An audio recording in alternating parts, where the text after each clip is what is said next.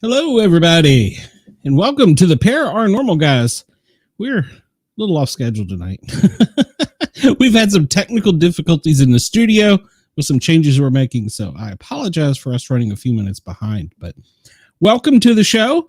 We have a good lineup tonight. I'm joined by my lovely ladies, and then we have a surprise guest that I just heard pop in the studio that, well, he's probably not sure what he's going to talk about, but we'll figure out something. So he's quick on his feet. He's an attorney. So, ladies, how are you all?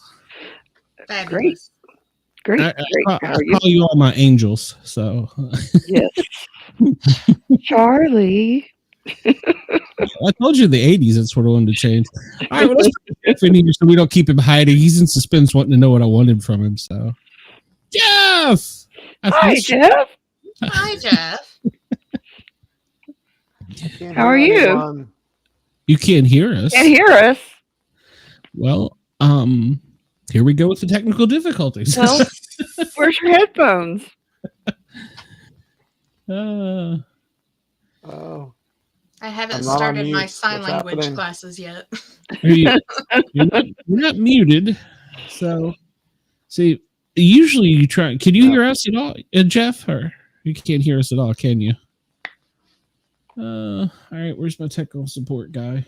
I'm like, shoot, I don't have a whiteboard and eraser. Yeah. Well, he can't hear us, but let's see. He is on stream. Settings. We heard something. Troubleshooting.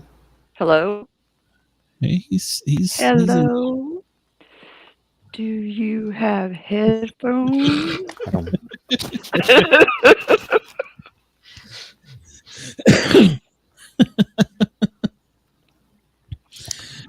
This is Let me go out and come back in. Okay. All right. This is the fun of live studios.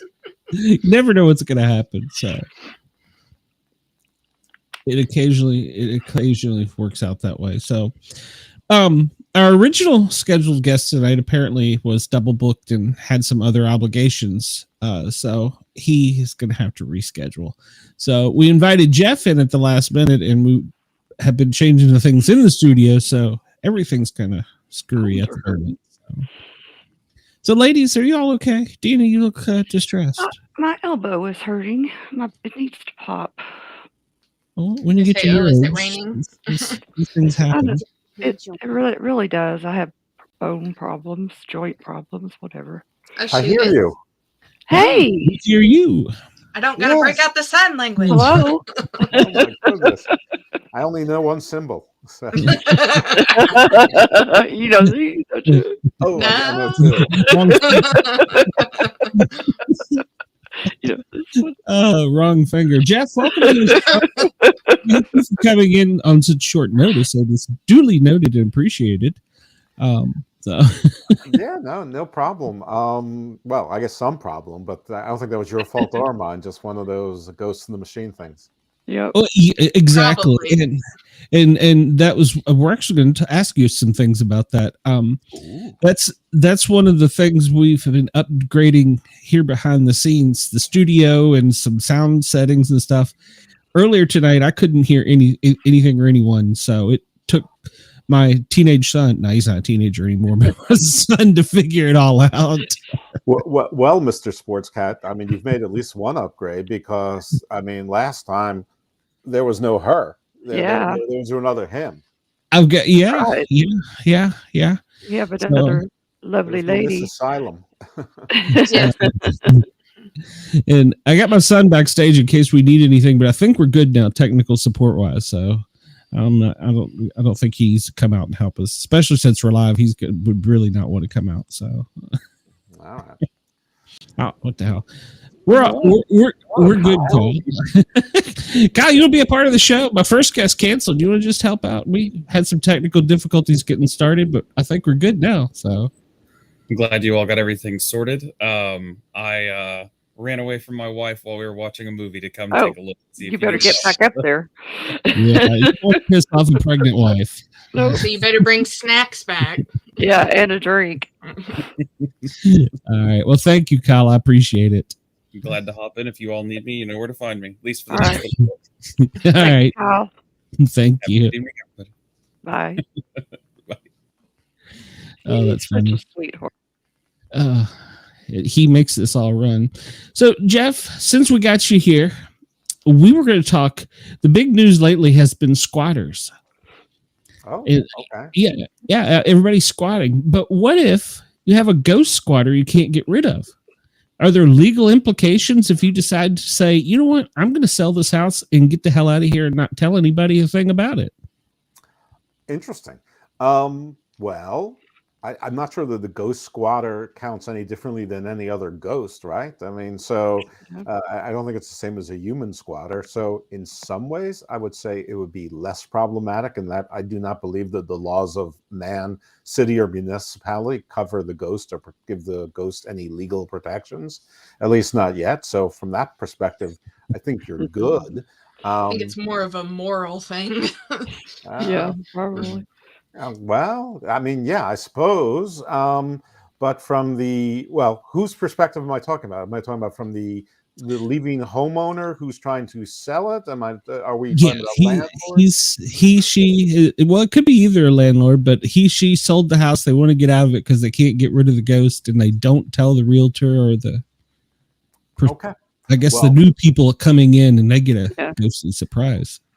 Here's the thing: you'd have to prove that you knew there was a ghost in there, but before you prove that, you have to prove the precondition that there is a ghost there, and that it was there beforehand. So proving a ghost in a court of law is probably going to be pretty difficult to do. So I hate to, be a wet blanket on this thing, but I think that the complainant, whomever they are, is going to have their case dismissed. Maybe they'll be referred to the church or clergy of their choice for the psychiatric ward. Maybe there might be a psychiatric ward, or maybe you suggest an exorcism. And I've been assured that almost every major religion has an exorcist ritual. It's not just we see in the movies. It's not always Catholic, not by any means. So. But let's say you can get past that you can prove there's a ghost there. Well, you also have to prove that the ghost was there before you got there. So you've got to prove that the seller, it was their ghost, and the ghost was stuck with them, that there's some sort of privity, and that they knew about it, and they had a duty to warn you. They could just go in there. I'm not afraid of no ghost. No, I didn't know there was any ghost. Ghost came with you, man. I mean, you're the one that's haunted. You brought the ghost. You take it back. So there's a bunch of problems in here. Now, let's say somehow, some way, there's a snitch in the prior homeowner's household. Ugly divorce. Ugly divorce. They've been a bad step parent, whatever, and kid with a big mouth. Loose with no give backs. Paranormal laws are no give backs. I mean, maybe in the paranormal, we need maybe one of the things we should develop is a strict code of moral laws or norms and mores for the paranormal that go beyond where the laws of man don't necessarily apply. But let's just say you could find out, you've got the mole or other proof. you find out that the person's been tick-tocking for years about, poltergeist going on in their house, and things flying around and things going bump in the night every night, and cats, elevating and levitating, and, dogs speaking in tongues and things like that. And there's all sorts of proof that the prior homeowner knew about it. Well, you do have a duty to warn of known defects. Is a ghost a defect? You know what? I think that's getting to a jury. Yeah. I think that would depend. That would depend on the person, I guess. Yeah, I guess it would. Now, is it true that when you're getting in that realm of things, and maybe this, I don't know if this is more legal or more on the realtor side, but that they are required to disclose when somebody has passed away in a house? The laws are different. Yeah, the laws are different in different states. Whether there's a code of ethics for realtors, and most states, the realtors, real estate agents have a code from their licensing body. There's a further code for anybody who belongs to the National Association of Realtors. They're the ones who could call themselves realtor. It's a trademark. So they have to adhere to whatever those codes are. I don't know. I'm not a realtor, but my guess is that none of these things cover apparitions or phantasms or whatever words you want to have on there. So I just usually end up seeing that somewhere in like the ghost shows of, well, nobody told us that somebody died here, and they were required to tell us that somebody died here, and now we're dealing with this ghost. Yeah, I didn't know. Along the same lines, are they supposed to tell them if they're a violent crime or something happened in the house? I believe that there are some states and or counties or municipalities that have laws that you must disclose a violent death or a suicide in a house. Or in some cases, I believe that you have to disclose if there was a predator, like a child molester, a registered sex offender, either in the house, or you have to disclose if you're shopping, if you're a buyer in the area, and maybe there's both in some places. Here in Maryland, I have to be honest. You called me on last minute, so I didn't have any chance to look at this. I don't know this stuff offhand. So you're doing great. We appreciate it. What was the original question before I took myself off track? Shay, she was. I think it was just the like if there was any, because I said I didn't know if it went more to law or it was more something with the realtor, that if they were required to disclose if there had been a death or murder, or like Deanna said, if there was like the suicide or something like that happening there. Those are good questions. I mean, it can be one or the other, or it can be both, and it can be two levels of ethics on top of that. The state licensing board, and if you're a member of the National Association of Realtors. An interesting question to me, maybe not to you or the audience, is which one would matter more to the realtor? I bet their license or their membership in the group might be more than the lawsuit, especially if they have liability insurance, or they're not particularly worried about ghost stories in court. That's an interesting one. Now, of course, let's say the realtors in, instead of Pennsylvania, we have Transylvania, and it's, it's known to be a hotbed of paranormal activity. I mean, then all of a sudden, I think that there'd be a requirement to disclose these known conditions. I probably wouldn't acknowledge their defect, because one person's defect might be another person's drawing power. I mean, maybe you want to be in a haunted house. Maybe you think it'd be cool. I don't know. Maybe, see, to me, with there, it seems like it would be less of a requirement, of more like a no-brainer of like you're taking the risk living here that you're probably going to wind up somewhere where there's a ghost. Yeah, in Transylvania, yeah. Well, maybe there's vampires, and that we're required to let you know your neighbor Jim. He's a vampire. He's a vampire. It runs back in his family, but he's a little quirky. Yeah, we cook, but I'm down with vampires. I'm like Guillermo from What They Do in the Shadows. I want to be a vampire, but ghosts, no, that's a That's funny. Yeah. Well, you did mention something that actually kind of made me wonder. What if there are an influencer in the house, or let's say somebody that is like me that hosts a show, and then they can go back and go, well, look, Sport Cat or Glenn, he was doing this, and look at his show on June 15th. He had this, and this. Does that change anything with like that? Because that, I guess, sure, it's not circumstantial; it's time stamped.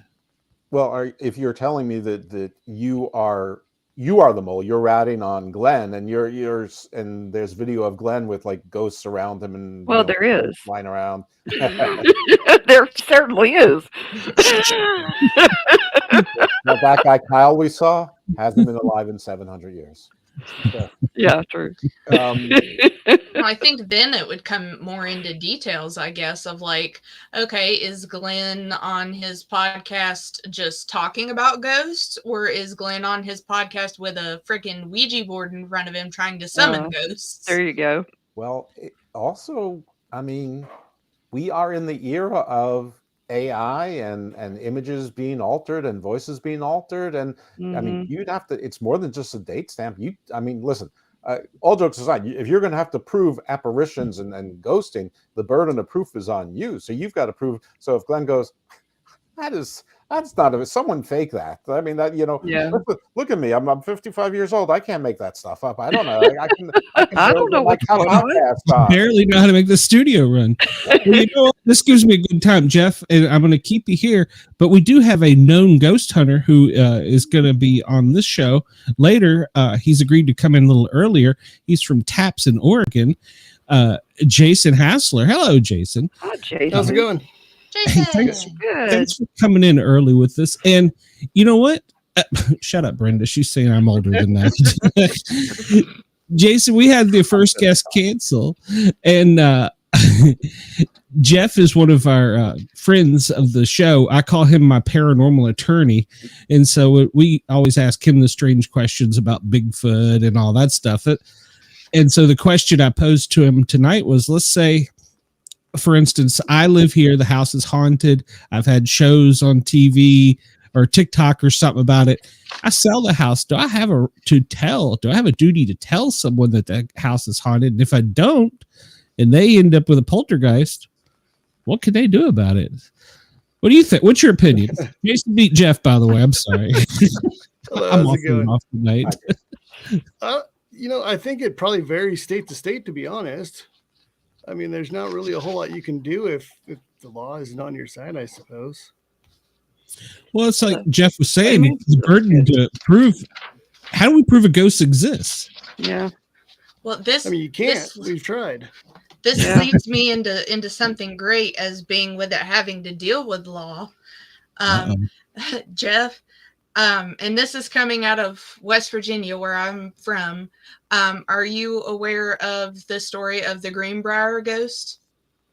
I have heard of the Greenbrier ghost, and I've heard a whole lot of stuff going on with Greenbrier lately, not necessarily paranormal, but I guess refresh all of our memories. Well, so the Greenbrier ghost is supposedly out there. The only time in U.S. history when I'm trying to think of the right way to describe it. When like a ghost was used as a witness, would that be the right way to phrase it? It might be. Keep going. Let's see. Okay, so I knew I had it in my book here. I was trying to find the witness in a trial. And she was murdered. Oh. And she supposedly pointed out who murdered. Interesting. Well, if it's in court, I believe it was her husband. So it says when testimony from a ghost. When Shu's trial began in June 1897, numerous members of the community testified against him. Of course, and I've got to figure out who's. it's this person named Hester. Of course, Hester's testimony was highlighted on the trial. She testified as both the mother of the victim and as the first person to notice the unusual circumstances of Zona's death. And Zona was the one who was murdered. Preston wanted her to come across as sane and reliable, so he did not mention the spirit encounter, which apparently Zona had come to her mother telling her that she was killed. Mm-hmm. Which would make Hester look irrational and was also inadmissible as evidence. Zona's testimony obviously could not be cross-examined by the defense and therefore was hearsay under law, but unfortunately for Shu, his attorney did ask Hester about her ghostly visit. Certainly he was trying to destroy her credibility with the jury, characterizing her visions as the over-imagination of a grieving mother.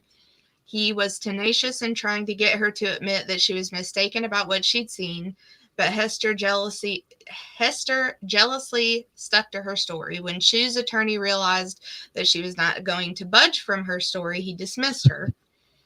By then, the damage was done because the defense, not the prosecution, had brought up Zona's otherworldly testimony. The judge had a difficult time ordering the jury to ignore it. Clearly, most of the townspeople believed that Hester really had been visited by her daughter's ghost.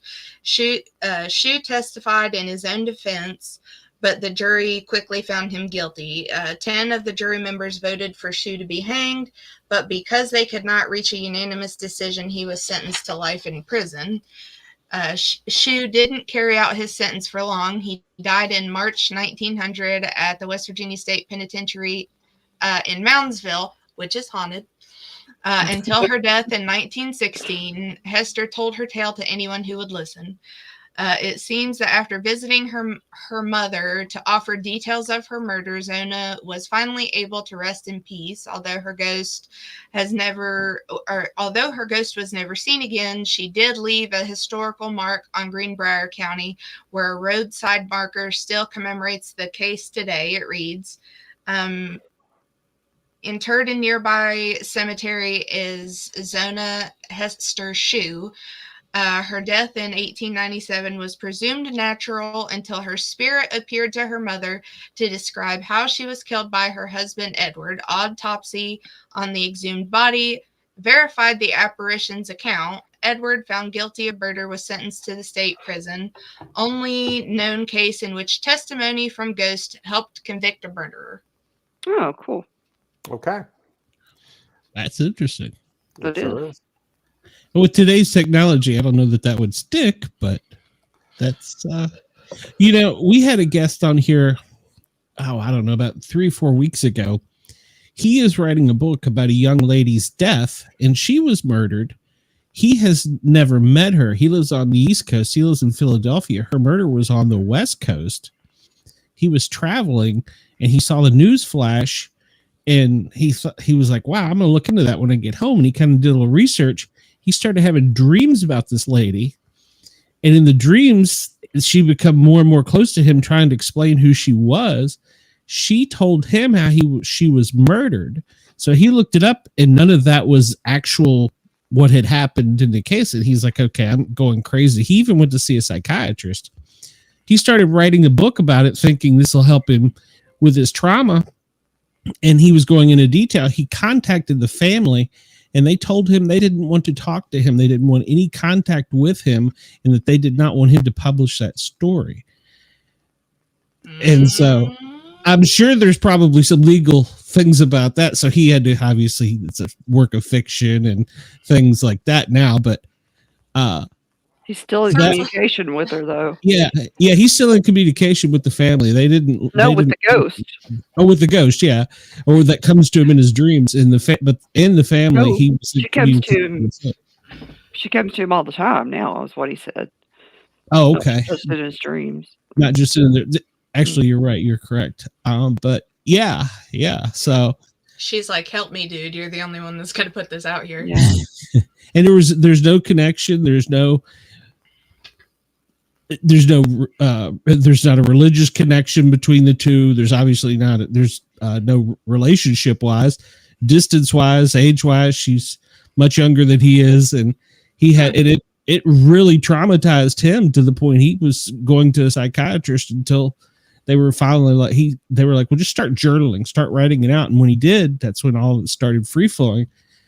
So he was worried about the implications with the family, with the law. That reminds me of a weird mix of Halle Berry's movie Gothica and The Grudge. Yeah. She was, they become really close. Well, yeah, I'd imagine. Yeah, I mean, it's really, she's like with him all the time. It's odd. But it's interesting. It's very interesting. Yeah. Yeah. Have you ever heard anything like that, Jeff? Have I ever heard anything like that? Yeah, it's not from my show, obviously. It sounds like a movie. It's maybe a soulmate or whatever, that kind of thing, or maybe they are related. Maybe he should do an ancestry.com or 23andMe, and maybe they're more related than you think. I mean, there's that mitochondrial leaf, from 2 million years ago. So somewhere along the line, maybe both on North America. I don't know. No, I have not, but we have a ghost hunter here, so I'm really more interested in his. Yeah, I was getting to him. I know he's itching. He's probably got more stories than I got questions. Yeah, Jason, why don't you tell us about yourself? Well, I'm the like you said, I'm the director for Big River Paranormal in Oregon, in Southwest Washington. We also have a team in Boise, and we're the Taps family team for Idaho, Oregon, and Southwest Washington. So cool. I don't know if you know what that means, but that means that if the TV show Ghost Hunters gets a case in our area, they send it to me to see if we can help the client. Nice. That's pretty freaking cool. I love that show. So in your experiences so far, what have you seen that has given you the most, there's something here, sensation or story? Or I realize reality TV is a lot different, but scare. Yeah, I mean, if they really put on TV what Paranormal Investigation is, nobody would watch, because it's just a bunch of people sitting around in a dark room and claiming their body functions. So really what it is. Yeah. So for me, it was I grew up in a haunted house, and so as a child, I had some experiences which I really just thought were my imagination as a child. But growing up, I realized that it was probably a lot more than that. Mm-hmm. Did you grow up in Washington, or? Yes, in Vancouver, Washington. Yeah. Mm. Very cool. Slightly frightening as a child, but cool. Yeah, that's what I was going to ask. As a child, how did you feel with this? Honestly, it was scary, but I just thought, I'm a kid. It's my imagination, which is what your parents tell you. Go back to sleep. It's a bad dream. Yeah. When really, it probably wasn't, especially when you have conversations with your brother and he has the same, he had the same experiences and that kind of stuff as a child as well. So I have to ask. I would like you to stop using the word experiences and tell us what these experiences were. I mean, the house that we lived in, it was over 100 years old. I don't remember a whole lot of history on it. I know that it wasn't at the location it was originally built, but we had several different family members. It was owned by a family member, so we had several different people that lived in the household throughout the years from our family, and they all had experiences. I know, I believe my uncle went into a closet to change the light bulb in the closet, and the door was shut and he couldn't get out for a while. I know that. Oh, no. Yeah, that's like everybody's nightmare when they go in the closet to change the light bulb, I guess. Yeah. Be awful. Especially if you find out you're not alone in the closet. Yeah. Yeah. No, I better be. I'm gonna just start flailing. Like start touching me or something. Smile with sharp teeth. That's why I don't like the dark. Yeah. So I mean, I would see things like shadows and stuff in that closet and whatever at night when I was trying to sleep, and I just, of course, thought, I'm a kid. That's what we're supposed to see. It's supposed to be our imagination, or we all have monsters under our bed. It was children, but when you think about it, maybe children can see things that adults can't because they don't know they're not supposed to. Yeah. I'm sorry. I have a blanket that protects me from monsters. I don't know about you guys. Yes. As long I as have my a- feet are covered up in my head. Yep. You There's gotta keep no your feet leg covered up. hanging off the. Yep. Yeah, my leg That's is why the sacrifice that I'm offering up. I mean, if it works, it works. So Yeah. far. I'm still here. I Yeah. don't have to hop too Mostly far. mentally here. If I don't have to hop too far, I'm okay. So in some of the experiences I'll switch to the word investigations. Have you had EVPs are fairly common according to the TV shows, and being touched and things like that. And I mean, there's some people on TV I think that they get I don't want to use the word excited, but excitable, and seem to be afraid of everything that Zach to be there for. Yeah. I mean,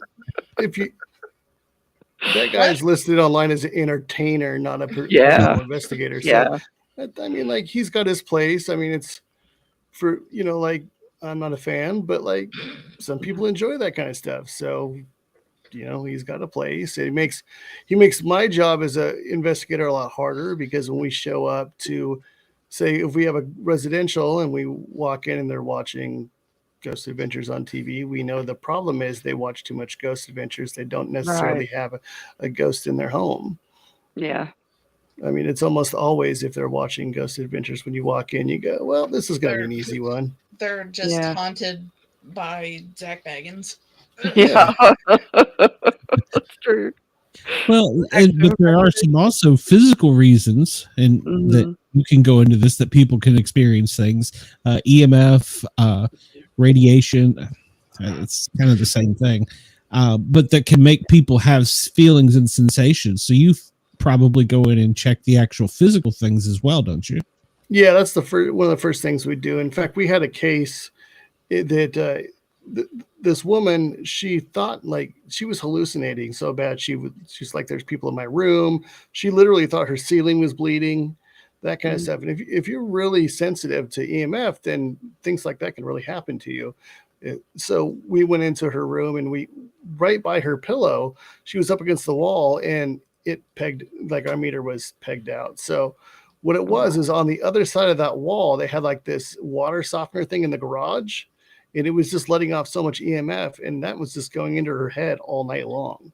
Oh man. Oh gosh. And so apparently she's very sensitive to it. So we just kind of suggested she move the bed to the other side of the wall, or put something up that in between that would help more. And I don't know if she ended up doing that, but I know they ended up selling the house shortly after that, because I just don't think she believed that that's what was going on. How high does the original question? Yeah, exactly. It does get back to the original question. What do you have to tell them? Don't put your bed there. Right. Yeah. How high does or is there a range to the EMF that can affect people? It depends on how sensitive you are to it. Okay. Some people, like, we have teammates that, like, if it's higher than normal, like at all, they can get sick to their stomach, dizzy, headaches. A lot of times it makes people feel like they're being watched. Oh, really? Okay. Yeah. As a paramedic, going in and being able to help somebody instantly and show them this is what's wrong makes me feel good. I bet that made you feel good to go in and be able to quickly say, it's not only that, you're saving you from a brain tumor or something. Right, right. Yeah. I mean, it's pretty much what we expected, based off, when you do this for so long and you get emails and you're like, well, I bet this is what it is. We'll have to go and check. And that's the first thing you do. And I mean, a lot of times people want their houses to be haunted, and no matter what you tell them, they are not going to be like, well, I guess you're right. It could be something else. Yeah. I found my defense witness. Yes. I mean, people believe what they want, and we try to do the best education we can, but at the end of the day, it's up to them. Yeah. That was going to be like my next question of like, how hard is it to try to convince them that, like, no, it's legit, not a ghost. It's just it's usually, I would say, about 98% of the time we can come up with a logical explanation for what the person is experiencing. And then, sometimes we've come up with stuff we cannot explain, and that's the fun part. Mm-hmm. In that 2%, are you able to discern a malevolent force versus a neutral, or just someone's great grandfather wants to see their great grandchild or something? I have never ran into anything that I thought was like, I'm non-religious, so I don't believe in demons. So that's a religious thing for people. And I had a lady call me one day and she said she had a demon in her apartment, and I was like, "What did you do?" Yeah. Did you release it? Yeah, why Ma'am, is there? your ex-husband doesn't count. Yeah, honestly, I just kind of feel like spirits were people. So if you were a jerk in life, you're probably going to be so in the afterlife. So if you're, maybe it's just the angry person. It's not, the devil is not out to get you, or maybe it is, but I haven't come across that, thankfully. I don't think demons were ever human. I couldn't tell you. I don't believe in demons at all. So, Right. that's just from it's a religious thing for me. So being that I don't have a religious view on that, I just think that, people are bad, in life, you're bad in I think death. there are exactly bad spirited ghosts and good spirited ghosts. They're just people. Yeah. But whatever they are you able to tell the difference through measurements, or is it just based on observation? And if so, how much observation does it take to be able to, tell that in the real world? Obviously, in the movies, it's pretty easy. The ghost says, "Get out," But the other thing we have to go off of is the evidence we find. So, honestly, if we had an EVP where a ghost was being unkind, then we could probably say he doesn't want us around, or try to figure out why he's being unkind. It kind of depends on what you're investigating too. So, if you're investigating someone's home and it's grandpa that's hanging out, but he wasn't that nice of a guy, it's going to be harder to tell that he's not nice, as opposed to, hey, we're investigating this prison and everybody here probably is a little not nice. Oh my finger. Yeah. So just kind of, you can't really, going into it. A lot of people, and I think it's based off religious ideas a lot, think that anything that isn't, they believe the good people go to heaven and bad people go to hell. And of course, they're afraid of anything that's hanging out here. They don't know what it is. They don't know what it means. So they automatically go to, it's got to be bad. Yeah. So, and it just usually isn't. Yeah. What would you say is the creepiest experience you've had? Well, recently, we don't run into a whole lot of creepy stuff, but we were at, my daughter and I were investigating. We did a public investigation for a place called the Starry Night Inn in Seaside, Oregon. It's a really cool little place. And, everybody was on the main floor, and we were just kind of taking a break and talking. And my daughter, we were staying up in room 4, and my daughter had said early in the evening that, for the spirits, go ahead and mess with the people in room 4. But for me, I'm like, speak for yourself. I still have to sleep in there at some point tonight, so I didn't really appreciate that. But so she goes up to use the restroom while we're all down there. She's the only one upstairs, and I'm like, where is Mariah? Pretty soon my phone's going off, and she's like, Dad, I need you to come upstairs and let me out of the bathroom. Well, the bathroom door, it was one that slides this way, instead of closing like a normal door. And she got in there and closed the door and was going to the bathroom, and somehow a chair got pushed behind the door, so she couldn't open it. Oh. So, we were all like, that's really cool. But all the people that paid to go on the investigation, they were all like, I think we'll go to bed now. And I'm like, then why are you here? Yeah. This is exactly what we're hoping to see. Yeah. Yeah. She asked for it. She did ask for it.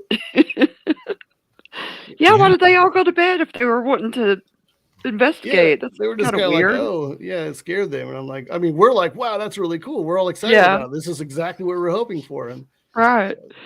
They're like, yeah, I'm a dip on that. No. Yeah. Yeah. Was your daughter freaked out about it? No, she thought it was great. Yeah. How old is she? She just turned 25. Oh, awesome. My daughter just turned 25 too. That was like me when we went to Weston. I can be the biggest chicken about stuff, but I was just like, come on, mess with me, let me see something crazy. I try to be more laid back than that and just kind of like let things come as they go. Because like, That's what I would be too. yeah, I'm not trying to invite somebody home with me either. So you know, 'cause No. I kind of feel like if you Yeah. open that door, you know, They're I've gonna be never like, had all anything right. yeah, we're friends now, so let's Yeah. hang out. Yeah. You invited me. Here I come. Yeah, how Listen, do you tell them not to follow you or come with you? Is there a Yeah. I mean, for my team, we have people from all different religious backgrounds and beliefs. So I just kind of let everybody do their own thing. For me, it's just, I'm just respectful. So Yeah. we don't go and provoke. We don't swear at the spirits. We talk to them just like I'm talking to you face to face, like I would if we were in person. So, you know, for me, I kind of feel like if you don't mess with them, they won't mess with you. Yeah, So I mean, we prefer not to go into locations and piss off people's spirits and then be like, bye, have a good time. Yeah. What if they oh no, you come back here. what if they take a How do you liking measure? to you? I mean, what I are you suppose it's measuring? possible. Go ahead. Like what are you measuring for? Are you measuring for like radiation, electricity, sonic, different spectra of different types of energy? I mean, and what kind of tools are you using? Like what is a ghost hunter like? How do you validate that there's a ghost, versus anything else? I would never ever say this piece of evidence is, it might be proof for me, but from a scientific standpoint, I think it's really hard to prove unless the ghost is walking around shaking hands with people going, hi, I'm a ghost, and you can put your hands through them or something. I don't know how you would prove that, but we do things so like we're not trying to prove there's a ghost. We're more trying to find a logical explanation for what the people are experiencing. So we want to disprove usually what they believe is a ghost. Yeah. So but when you can't disprove it, mm-hmm. and forget that I'm a lawyer. Take off my lawyer hat. I don't care. I'm not talking about. I'm not trying to you prove it in a court of law.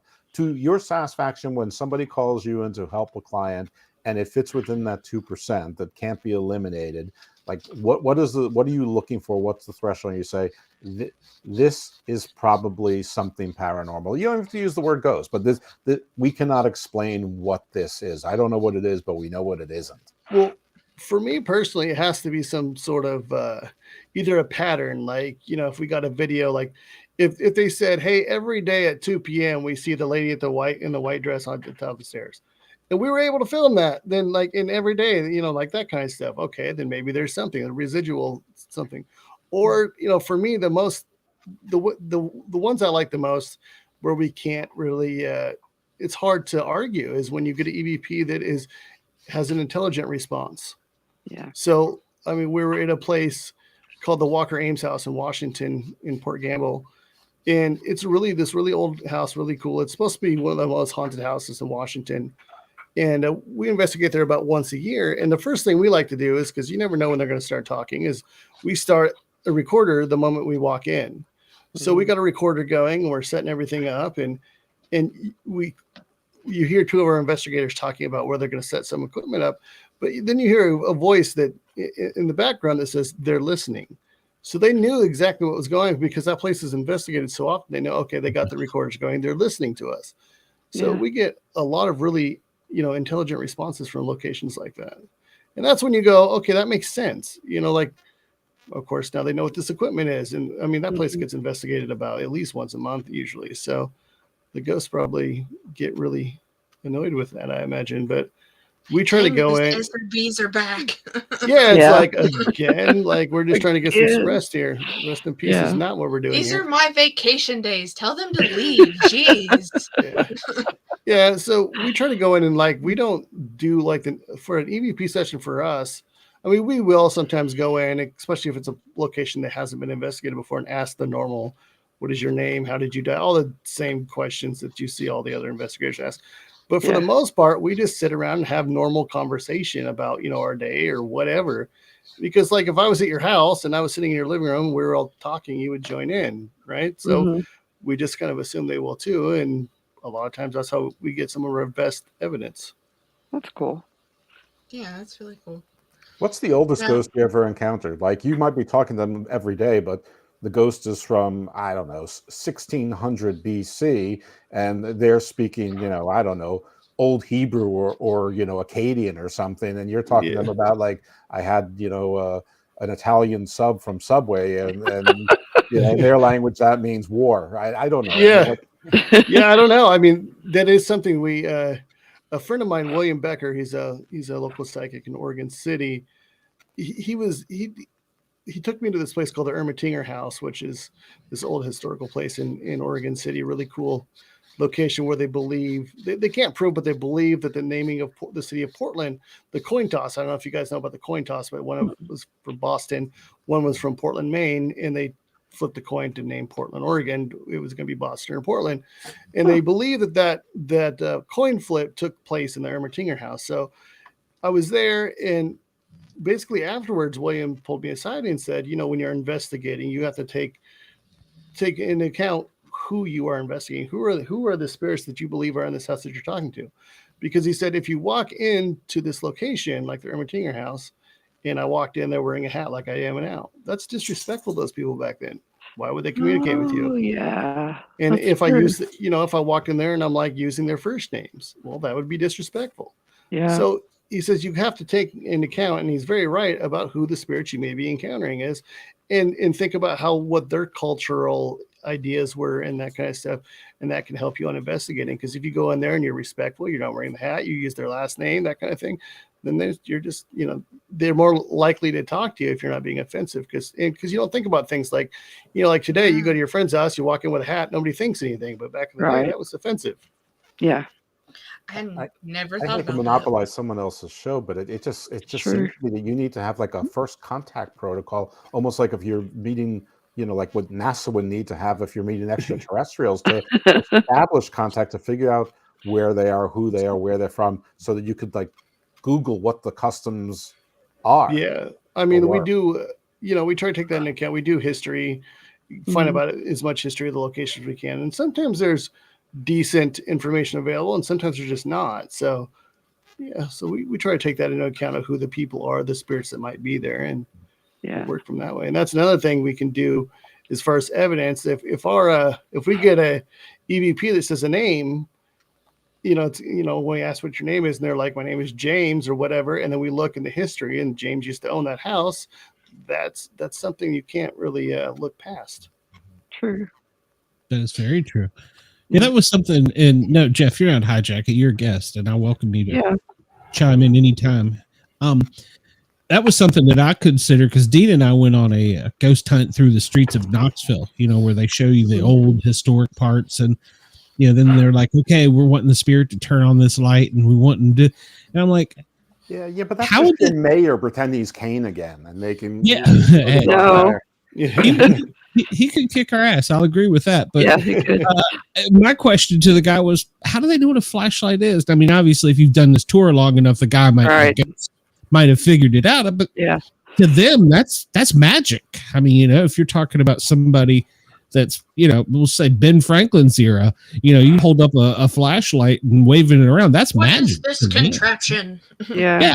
So how do you turn this on? How do they know that? Yeah, that the guy never really could answer that question for me, and that's what got me to thinking.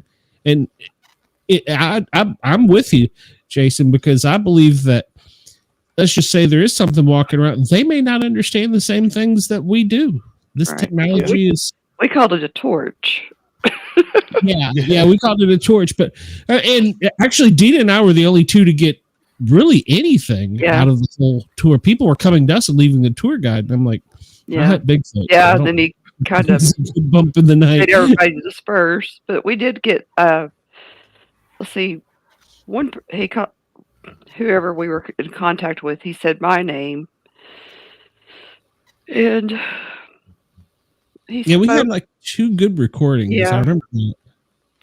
Yeah, and then it was like standing behind me, I could feel like the cold on my back, and I could feel like an overwhelming sadness.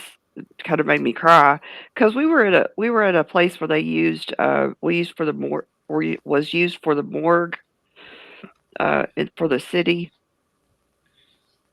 and the story was that they used to sell bodies out of there to use for the university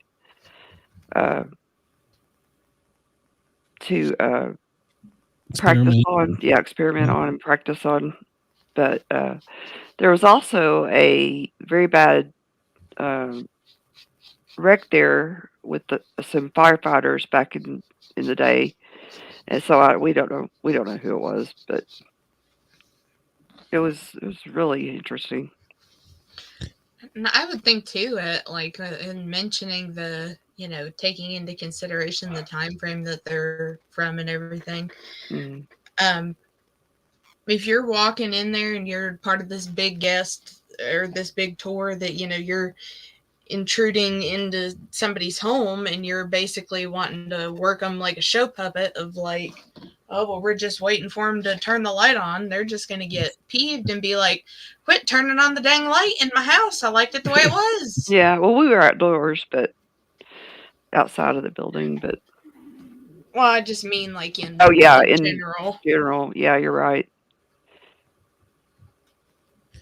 Yeah, when you get Jason, when somebody gets we'll call it a case to you, what's your first thing that you want to do to look up? Do you look to the property? Do you look the people up? Or what's the first step in that?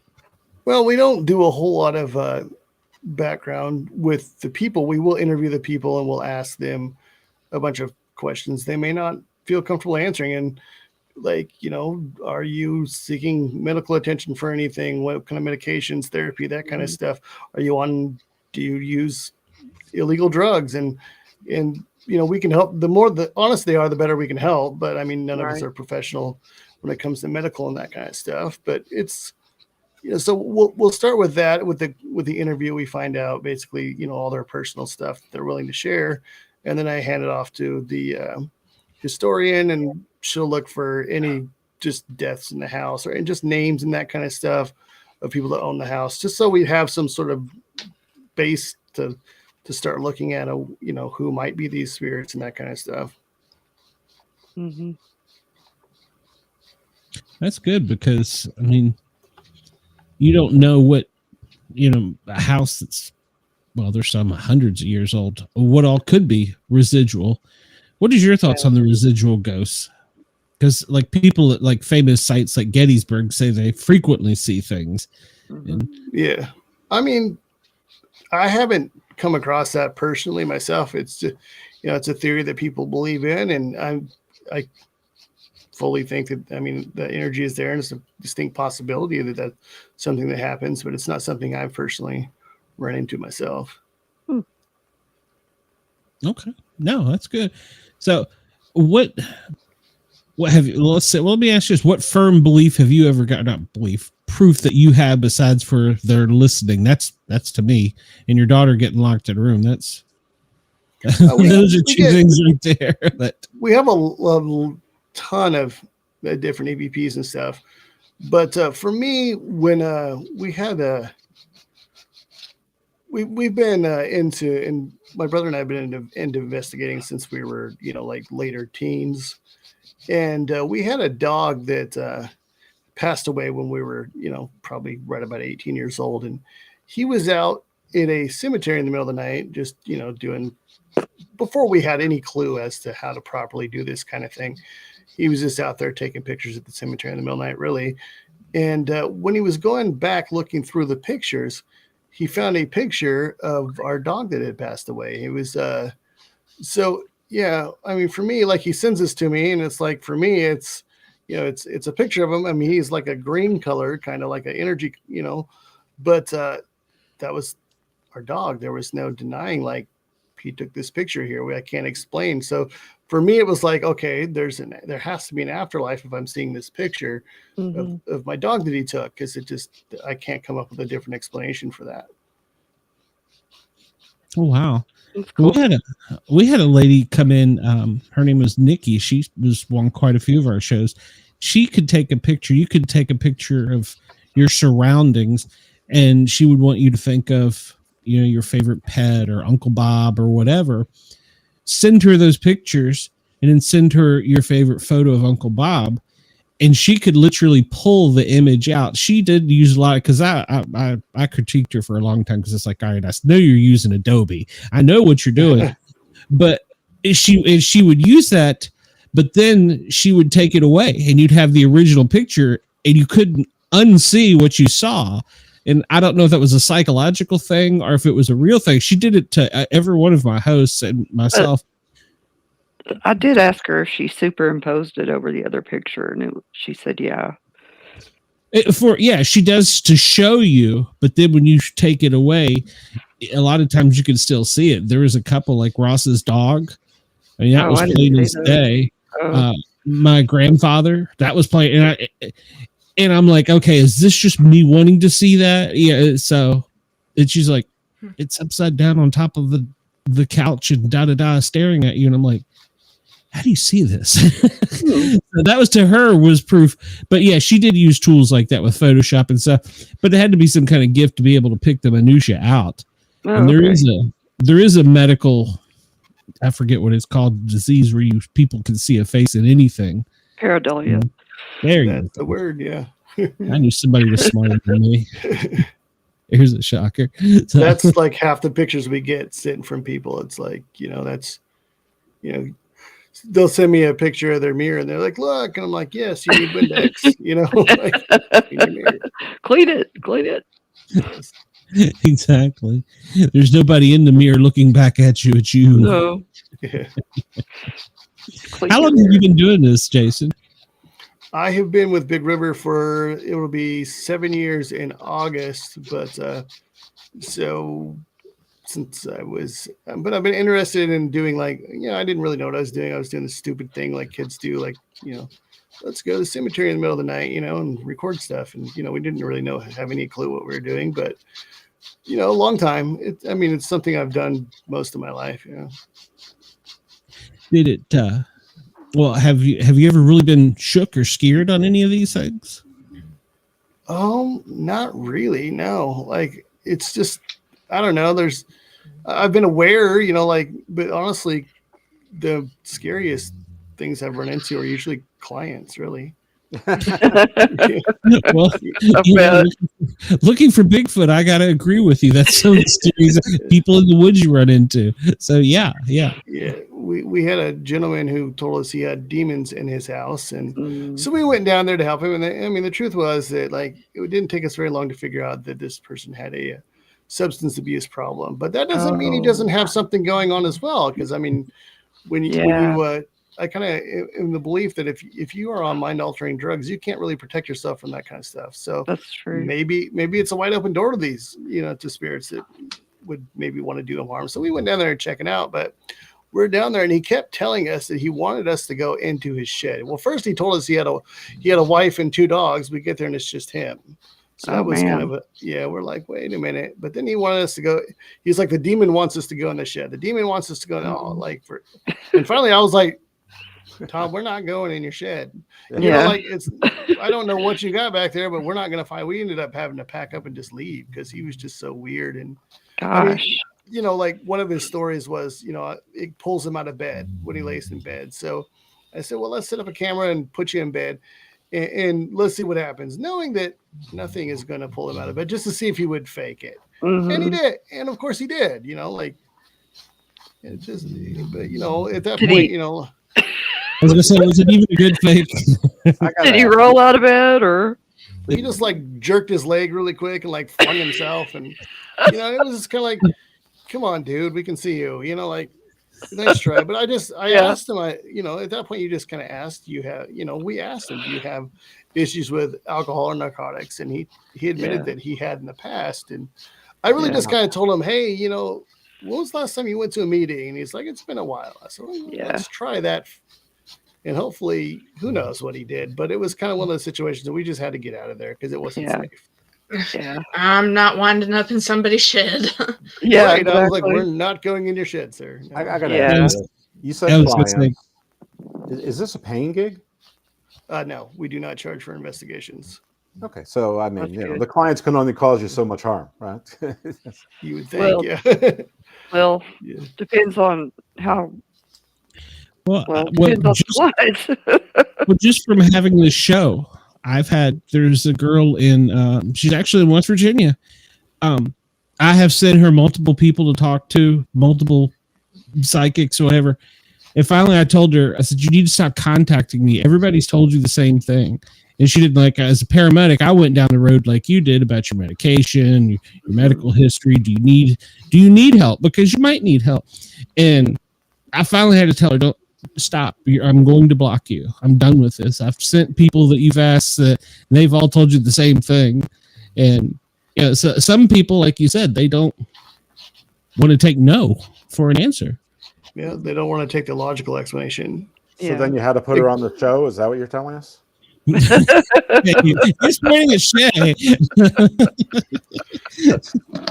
I'm medicated now, though. we find like locations that want to like say there's a bar that claims to be haunted. Yeah. They get really upset when we're like, no, that's not what we found. Because their marketing is like, come to this haunted bar. That's just the homeless man sleeping in the rafters, guys.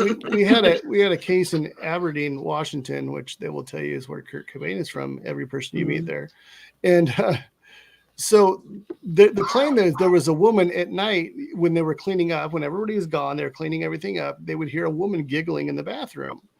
So we're there, they're cleaning up, and sure enough, we hear what sounds like somebody giggling in the woman's room. So Sarah and I, a teammate and I, we go in there and we stand in there for a few minutes to see if we can. And what it was one of those automatic air fresheners, and the squeak when it, they were, because they were like, yeah, that was it. So then when we went in there and we found out that's what it was, then oh no, that wasn't it. But it's like, guys, oh my goodness. I'm not saying your place wasn't haunted. That's just not a ghost. That's just air freshener. It's just by Febreze. Yeah, that's cool. And you need to refill it. It's empty. That's funny. I'm gonna hit a quick button here. It's just gonna pop us out of the screen for just a minute. It's for my editing purposes so that they can put a commercial in here. I don't know why. Let me figure out which button to. Let's get ready to rumble! I'm Miranda Maverick, and when I'm in fight camp, I never listen to the Sport Cat podcast. Okay, thank you for allowing me that. And we're back to the Paranormal Guys. Day 2, round 2. We have Jeff Lippman, attorney at law extraordinaire, Jason Hassler, who is with TAPS out on the West Coast.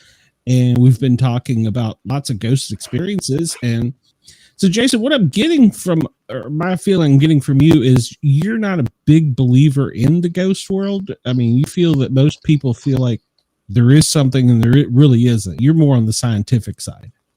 I mean, I'm a believer with the experiences that I've had, but like for the most part, most things have a logical explanation. So, like you're not going to get possessed by a demon on every show you have if you're, Dang it. Mm-hmm. Unfortunately, we don't get to have that kind of fun for like every investigation, but there's always there's usually a logical explanation, and maybe it's something that we haven't found yet, but like I have most residentials I go into knowing that we're not going to get any kind of evidence, that it's mostly, I mean, people's homes are hard to investigate. There's so many different things that, because you don't know, first of all, you don't know what they've got in their house, and then they have pets and different people and, sounds. So you have to really make yourself at home in these people's houses to try to figure out what's going on. So, and it all depends on what they'll tell you. Jason, have you gone to your home that you grew up in and done an investigation to see what was in your bedroom? The home is no longer there. Unfortunately, I would absolutely love to do so. The property is there, but like everywhere else, it's being turned into a subdivision. So maybe when there's a house there and, a little while, I'll go, hang out over there and say, listen, I don't mean to tell you your business. You certainly know it's better than I do, but, are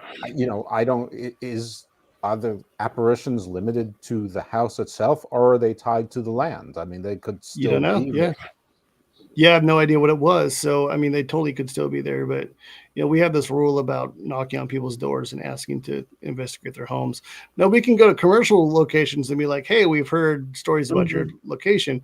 But we don't do that for people's houses. I mean, like, I'm hoping that, if something's there, they'll reach out to us. You never know. But I don't know, like, that we're talking 30 years ago stuff or longer ago. So, Who knows if it's still there? Ghost. Yeah. I mean, if the ghost is my 3,600-year-old, Algonquin or Inuit, it's probably not going to be an Acadian in Northwest, North America. But what's 30 years to them? They've been there for 3 millennia. Yeah. Yeah, they don't probably know. Time to them is probably much different. And that was one of the questions that popped into my head. Like my grandparents' house, it's still there, and that house was built in like 1927. In Alexandria, Virginia. I remember some of the horrible experiences I had there. I've often wanted to go back and knock on their door. How the heck would you even approach that and say, "Hey, I'd like to see if there's a ghost in your house"? I mean, I was young, but still, there was something there. I mean, like for me, what I would do, like, not that I can, but like if I was going to approach, I find the best way to approach locations is for commercial, especially, is if you go somewhere and you would talk to them about the history of their building, the history of their location. People will talk your ear off about their stuff. They love this building. They own it. Like they'll tell you everything you ever wanted to hear. And then towards the end of the conversation, once they like you and trust you, you go, hey, like I'm a paranormal investigator. And a lot of times it'll be their idea to have you come investigate at that point. Mm-hmm. Jason, have you ever encountered a ghost animal?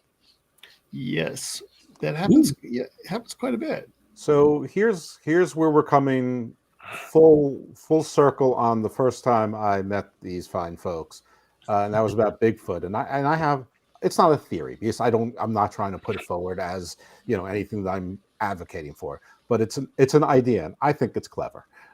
In that all of our monsters and demons and things like that are actually ghosts, and the ones that we can't describe are just extinct creatures. Woolly mammoth or a cave bear or but a ghostly grizzly on its hinds probably might appear like a Bigfoot because it disappears or moves differently or it appears differently than a regular grizzly on its hindquarters or maybe it is the Homo gigantus or whatever that was 11 feet tall or whatever the case may be. So that's just my little and then put in griffin dragon whatever is some sort of ghost of some extinct animal, whether it's a pterosaur or a Siberian rhinoceros or whatever.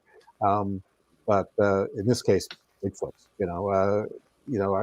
So when it's a ghost, first of all, how do you know it's a ghostly animal? And have you ever encountered? It's not a human. It's an animal or non-human, but you're not sure what kind of animal it is. Obviously, I'm obsessed with things that are very much older than grandma's dog or my favorite horse or whatever. Yeah, I was investigating a location and I kept feeling like a cat was rubbing. I thought they had a cat, and cats walk up to you and rub against your leg while you're standing there talking, whatever. And it's dark in there, so I knew there was a cat in there. And then, so after the investigation, I asked the guy. I was like, hey, is there a cat that lives here? And the cat's name was not appropriate, so I will not say it. But he said that cat had died there, but he had to have it live there. It wasn't his home; it was his place of business because the cat was such a jerk that. But he was not happy to hear that the cat was still there. Yeah. I think that's funny. Yeah. He's sticking around whether you like him to or not. Yeah. Grandmother's house, that was one of the things that I saw growing up. You'd be in the living room and the cat would be curled up on the couch over to your left. And then suddenly you'd see it hop off the dining room table and walk into the kitchen and you'd look and the cat was still there. And now I'm thinking, which cat's real? And which life was the cat on? Yeah. Exactly. So yeah, that was one of the things as a kid that I remember very well was at her house that there was a cat that would be in multiple places at once, and she only had one cat. So, that's crazy. And of course, we would get as a child. I remember one night there was this knocking in the back of the house, and you go out the back door, and you're like in an open kind of. I'll describe it as like a screened-in back porch. Where my grandfather had kind of covered it enough to have a deep freezer, and there was like a washing machine where you go down the steps, and that's where the boiler room is. It had to be separate from the house back in the day because it used a furnace, steam radiator. And that's where that was back there. And I remember going down the steps in there one night, hearing this knocking. And I'm like, okay, I'm tired of this. And I was probably 8 or 12. And there was a window right there. And I had a flashlight. It could have been a cat, could have been a raccoon, could have been a possum. But when I shined my light in that window, as I was going down to turn the light on, which was on the other side, something on the other side of that window had green eyes. Flashlight dropped upstairs. I don't know what the hell it was to this day, but it had green eyes, and it more than likely was a possum or a raccoon or a cat. But as a child, it scared the absolute crap right out of me. Sticking around to find out. Yeah. And I read that was what I screamed. I don't know what it is, but it has green eyes. So, Funny. I suppose that's better than red eyes. I don't know. Yes. I think it was. You tell us. Yeah, that's a good question. And that's been a question about orbs. Some people say that the different colors of orbs that you will see mean that, there's I hate to use the word pissed off spirit, but one that's got an anger problem as opposed to one that's just floating wistfully away. Have you had any experience with orbs? In the words of my teammate Summer, people need to take a photography class. Orbs are not paranormal. They're so easily debunked as other dust, moisture, insects. It is very hard to look at an orb and say, "Oh, this one isn't an insect. This one isn't. This is grandma." So for us, it's like, I had a lady at a conference come up to me, and she wanted to show me her orb video, and she's got this big blue orb in her living room, and of course it's dark in her house, and she says, "What do you think of this?" And I explained to her what the more likely logical explanation is, and she says, "Well, I know this is my grandma because the orb is the same color as the shirt we buried her in." Oh my goodness! So at that, you just have to go, you already know what it is, so why are you asking me? You can do the best you can as far as orbs go, but they're so easily disproven as other things. Could there? The only time I would say an orb would possibly be something is if I saw it with my own eyes, a big ball of light floating around the living room. I'd go, hey, that might be. I don't know if it's paranormal, but it's not an insect on fire. So let's figure this out. But the majority of videos we get are orb videos, and it's just people. If you got it on your Ring camera, it's probably a spider. How many people have luminescent or effervescent blouses? Probably a lot. Ghost. Yes, it's a ghost. It's Ghost Dog. Yes, what's your ghost dog's names? This is Lily. She's the same color we bury grandma. Oh, hello.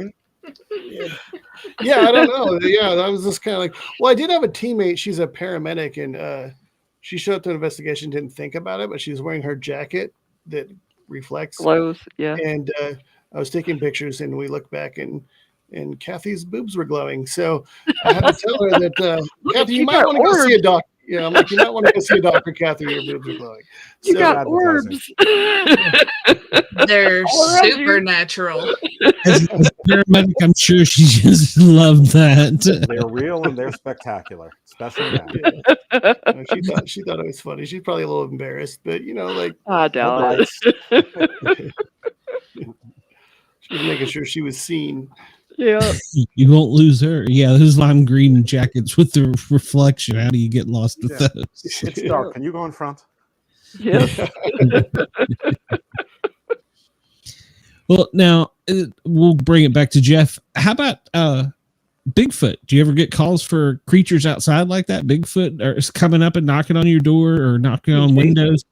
I'm sure you mean Jason, not Jeff. Yeah. Yeah, I'm sorry, Jeff. About that is you. He's terrible with names. True. I am terrible with names.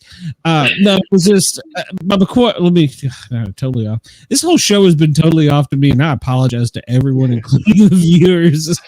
No, but have you got any calls from things like that? Something's knocking outside. It's a Bigfoot.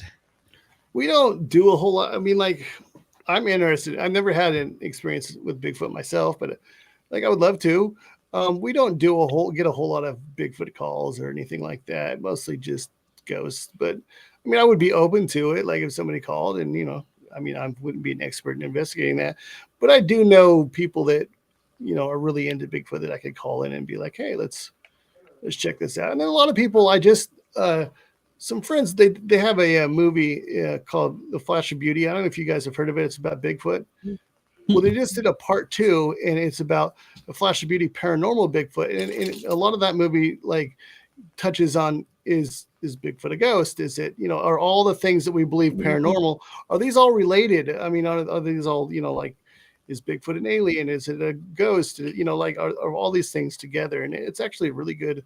It's on Prime, Amazon Prime, I believe. It's pretty good. There's 2 of them that were definitely worth watching. And nice. It just kind of talks about, the connection between all of the things together. And is there a possible connection? Makes you think. I'll have to watch those. Well, we discussed those all in our Can You Murder Bigfoot? Yeah. You cannot in Skamania County, Washington. Exactly. There's Washington is the only state that has a law against it. Yeah, somebody just called the sheriff asking about that, I heard. Yeah, I mean, I don't know why they would make a law saying you can't kill a creature that doesn't exist, but so maybe they know more than we do. Maybe they do. I doubt it. Maybe it's a just in case law. Right. Yeah. I mean, I can't think of that being my first thought process. If I was in the woods and there's this big hairy man looking, I don't think I want to kill him. I may want to get away, but for me, I'd rather grab my phone and get in a blurry picture like everybody else. Yeah. We call those blind squatches. I get plenty of those photos. It's like with all of our technology, it's all you get. Ron Moorhead, I'm sure you probably haven't heard of him. He is big out on the West Coast. Okay. And he has a belief about the quantum Bigfoot. And I've talked to him. I've had him on the show. I've talked to him for hours. He really feels like that whatever it is from a different dimension and we just can't see or feel it. And no matter what we do, we're not going to get anything clear on it. And he is really into the quantum theory on that one. And I can't debate that. Right. I mean, like, we have proven nothing when it comes to the existence of Bigfoot. So that's a theory you have to take into question. So you have to definitely give that some thought for sure. Yeah. And like you, going into people's homes and sitting around and just having a normal conversation, everybody thinks when you're going out and you're looking for Bigfoot, you're going to go out, you're going to knock on trees, you're going to do this and that. Sure, you can do all that. But the most experiences or encounters or whatever you want to call them, we've been sitting around the campfire just having a good time. And as one of the late Bob Grumpy Wilson would say, we're their cable TV if they're out there. They want to see what we're doing here. And he says they will come to us. And, we had a log get thrown into the fire pit from outside of the wood line where we were camping. And we're like, okay, we're just going to sit here and camp and not go back out in the woods tonight.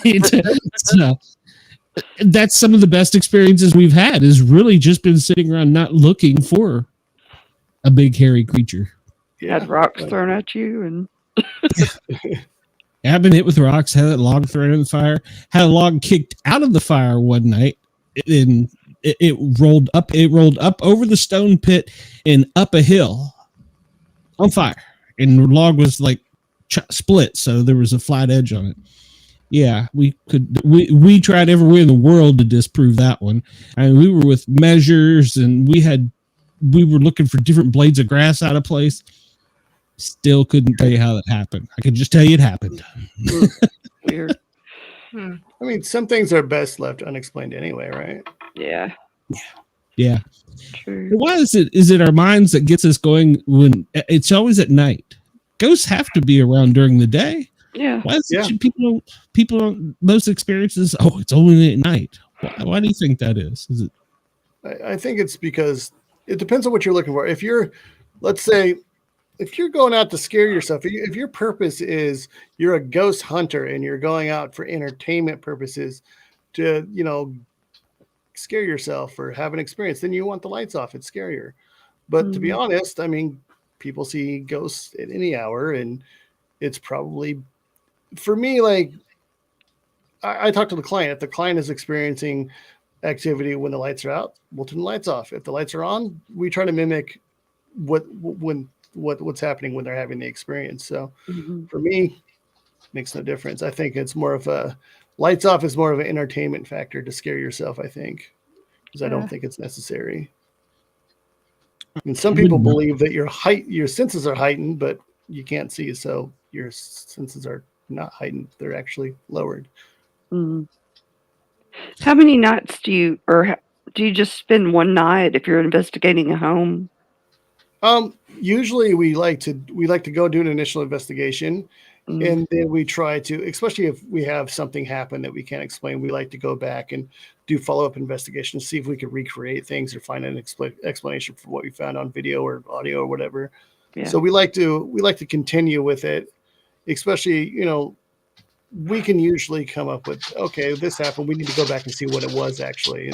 And usually we can figure that out. Or a lot of times just making a simple phone call to the client saying, hey, do you recognize this noise? And they're like, oh yeah, that happens every night. That's the toilet or whatever. But it sounded like something different, because it sounds totally different on audio. Like we had a situation, we were at Oregon State University and we're doing an investigation. And when we're doing review, I won't call out Erin. I mean, well, I did.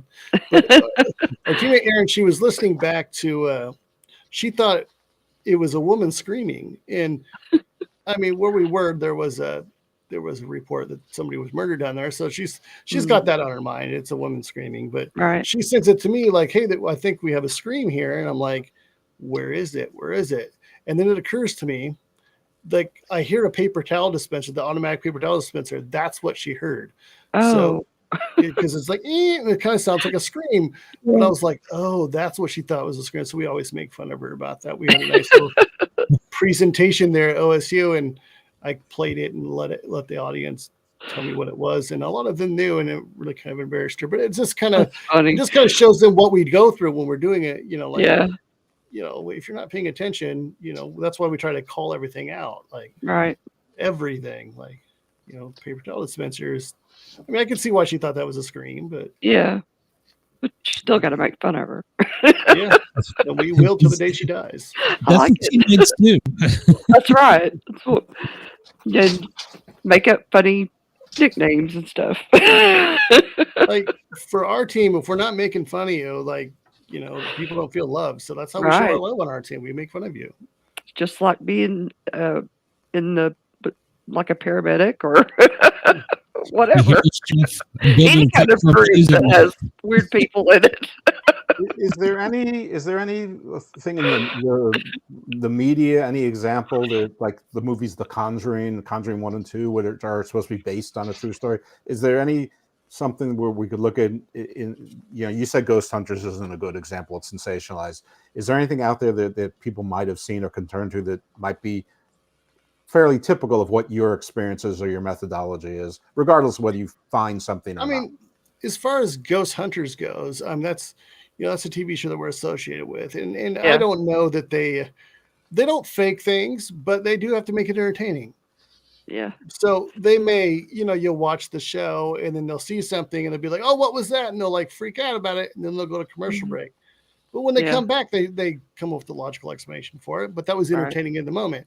So, but they don't fake it. And of course, sometimes they find things that, of course, they believe to be paranormal as well. But so there's nothing really on TV that's going to show you how to be a paranormal investigator and do things right. It's because it's not entertaining. It's not.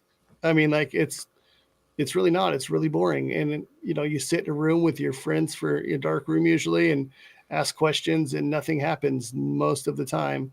And, it's a lot of work. And then you got, with the setup and the review, and review is, if you have an hour of video review, that's usually about 2 hours of review or longer, because you have to go back. You heard this, go back. And, it's not, if you're doing it for entertainment as opposed to trying to, find logical explanations or even, try to prove the existence of ghosts to yourself, it's not going to be fun. It's just not. It's a lot of downtime. You have to be dedicated to it. And we find a lot of times that we'll get new team members. They'll be all excited. Then they'll go on an investigation with us and they'll be like, nobody got thrown against the wall. Like, what is this? I'm out of here. It's like a stick out.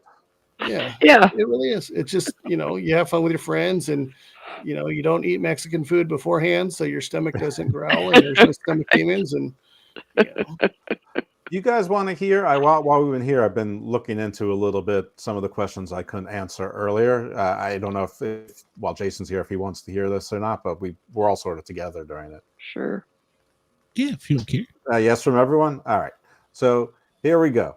So does a home seller have to disclose ghostly activities before a sale? The source here is Zillow.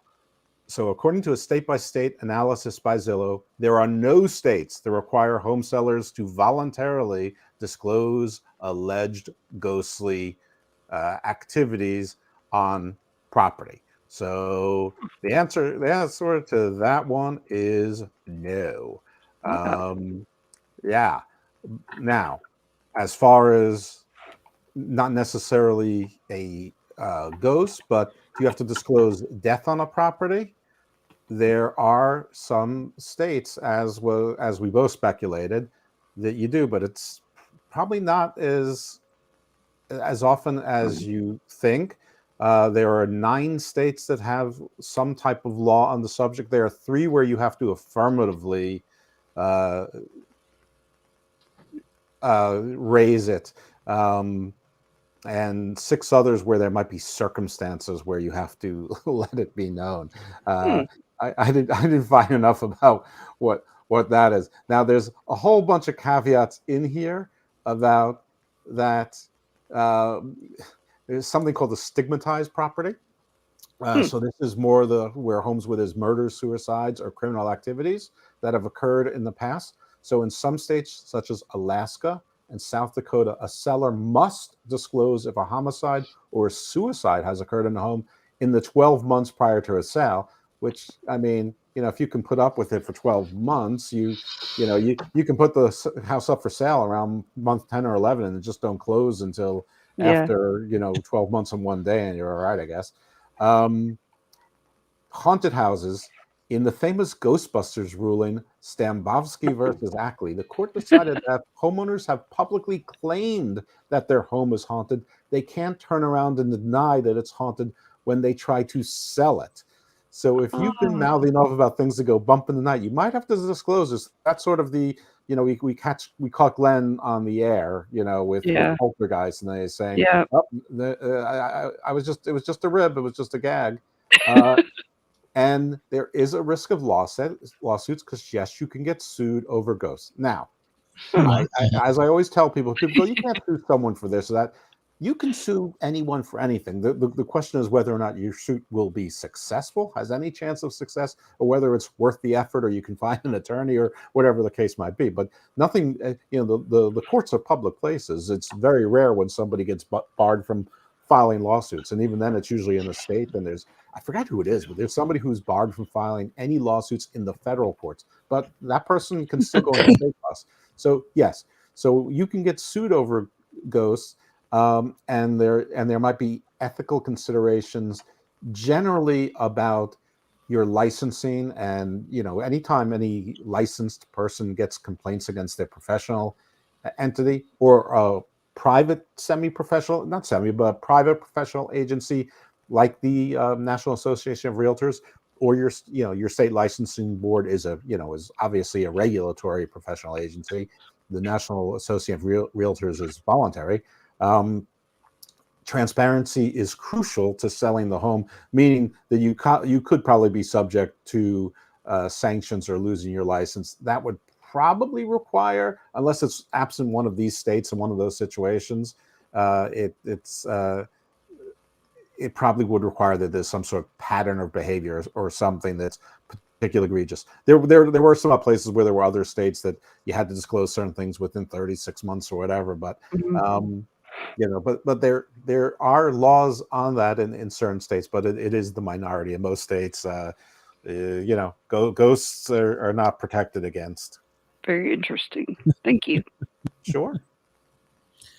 Jason, I bet you would never known any of that. I mean, I just kind of assumed it would be, and it is state to state, but I didn't know what percentage of states would actually have rules for that. But that's kind of interesting. It's it's a question I have been asked quite often by people, but like now I have more of an answer than I had before, I guess. So that's good.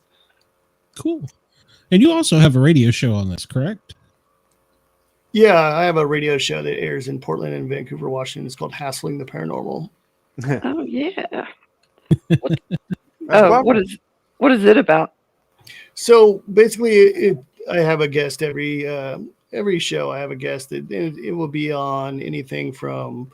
I've had like Karen Anderson on, who's a pet psychic, or I can have a guest. I'm having let's see, I had Rocky Smith on last month. It was he's the director of the Oregon Ghost Conference, so we talked about the conference and all that kind of stuff, and the things he does, and then I have a psychic coming up tomorrow. I have to actually interview him, Daniel Monroe. He's going to be on, and just talk to him about, like, we'll do any paranormal topic really, whether it be aliens, Bigfoot, but just so it's a lot of fun.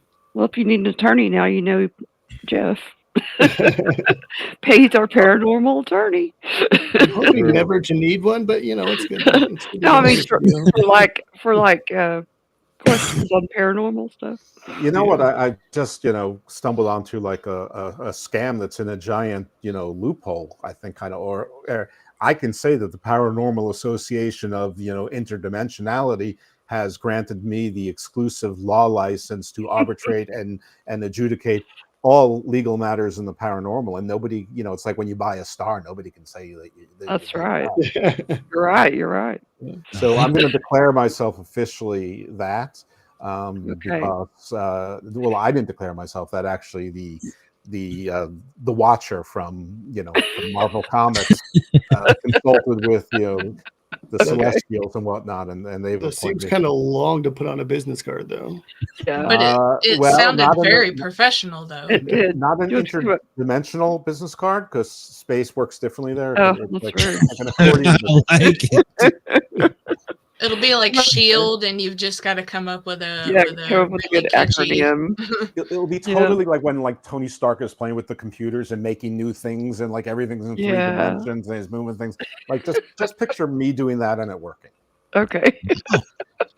Jeff, I didn't know you had such powers. Jason, what do you think, what do you think is going to be our best scientific tool to measure by our some scientists have proved there's other dimensions. We have the quantum mechanics. What do you think our best tool, our best resources that we're going to use to prove any of this, and whether it's alien, Bigfoot, ghost? I mean, as far as aliens, I think we pretty much have all the proof we need. I mean, like, if you look up at the sky and you think that we're the only ones that is alive and all of that, you've got to be out of your mind. But agreed. As far as Bigfoot, we're going to have to find a body or a living one. And then then we live in the world where, even if you are able to prove something, it doesn't mean people are going to believe you. Yeah. There's facts and then there's facts these days. So, you can prove something and, people are going to have the conspiracy on it. And that's where we're at in this world now. So, I don't think we'll ever be able to firmly prove, especially the afterlife, unless we were able to prove that Jesus and God or whatever existed. If we were able to prove that, then people would accept that. But if we proved that, when you die, this is what happens, and you don't go to heaven or hell or whatever, then they're not, no matter what, they're not going to turn from their religion. They're just not. They have their faith in their religion, and whether or not you have facts and people will. The religion says one thing, but they see another thing with their eyes, and they still don't care. I think. Well, if you're a reasonable person, you can believe in science and religion. Mm-hmm. There's a fine line there for sure, but most religious, if you truly have faith in your religion, then science doesn't mean anything to you. That's not true. If that's debatable. Yeah. If science were to disprove your faith, then I don't think a lot of people are going to go, well, science is right, and just turn away from their faith. I don't think science can disprove my faith. maybe one day it will, maybe one day it will. I don't know. I mean, for me, I'm non-religious, so I don't believe in any religion. I don't really know what happens to us when we die. I'm not ready to find out yet. So yeah, well, I'm not either, but yeah. I mean, there is only one way to find out for sure, and I don't That's think I'm true. there yet. well, One of the guys on our team, he has double degree in masters. He's an engineer and all these things. And we got into the debate one night, and he said that he was prepared because of his religion, that, you know, whatever happened. He wasn't scared of a Bigfoot or, you know, whatever came at him. And he said, because this book says, you know, and he was holding his sword, his Bible. And I said, so as an engineer with all this education, that's the only book you believe in? And it really stumbled him. He goes, well, no, that's not what I meant. And I said, that's what you just said. And it stumbled him because he couldn't come back to that, because, and if he's listening right now, I'm not calling him out because I still love him to death, but you know, it is a fine line. I agree. I mean, scientifically, even if this, and I went into looking for Bigfoot thinking we've got to have a body. And then we had a biologist on our team said, that's not going to do it. They're going to say, well, that was a male. We need a female. Well, now we need an adolescent because we need to know how they grow. We need a pregnant female to see how they are. And I was like, so you're going to have to kill the whole damn family just to prove this was. And I said, that makes no sense to me. And she said, scientifically, that's probably going to be the only way, so they can study and replicate it. And I was like, that's crazy. So that was what my view on killing a Bigfoot changed, was after talking to her, because, you know, the fact that, you know, you have to kill a teenager one and then a 90-year-old one and then the whole family in between just didn't make a bunch of sense to me. So. It doesn't, because if you had either species, you could look at them scientifically and tell how they would mate. But how could you if you don't know their species? Well, they don't have belly buttons. I'm not trying to be funny, but I know, but scientifically, you can't answer that without a reasonable explanation. Not reasonable. Possibly, it's possible to. I mean, it's probable. Well, I mean, you know, but if you're seeing, presumably in this case, you're seeing more than one Bigfoot in a short period of time. I mean, this is the first time you're seeing this type of creature. If the first time you're seeing a leopard together with a jaguar, would you know the difference? Would you know that those are two different things? It would just be the shock, be like, oh my goodness, I saw two spotted big cats, and they can't mate successfully, or they can, but their offspring can't have, you know, they're like mules. So I think his point is that we don't know what defines a species in a creature we have no taxonomy for. Yeah. Yeah. And even you get to people argue, and Jason, I know you probably don't like to go down this either, but that you get people to say, well, the dog man is just a different species of Bigfoot. Then you got this kind of the skunk ape, which is in Florida. So, well, for me, I kind of feel like one of the reasons our government would never want to disclose, hey, we have Bigfoot or Dogman or whatever, is because then they would be a protected species. So then they'd be like, no, we have to protect their land so that we can't log here, we can't do this here, and so it's better to be able to pretend those things don't exist and do whatever we want with their. Oh well, with the land some government agencies love that. No. I mean, like, I don't know about government agencies, but certain organizations, yes, I would imagine. Yeah. Jason, do you get into conspiracy theories? On this show, I get people that I swear I have to put a tinfoil hat on when they come on. Well, I listened to yesterday's show. I mean, they're always fun, but sometimes you learn things about your friends that you wish you hadn't. They believe what? Yeah. That's true. I agree. I've been hosting shows now for, I don't know, about a year and a half, and some of the things that I've heard just sometimes kind of make me just shake my head. So, and right now it seems as the world is just rampant with it, and I think social media has made it 10 million times worse. So,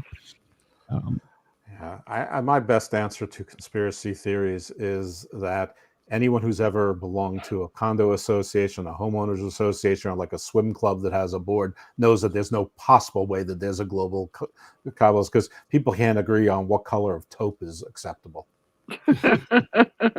You're absolutely correct.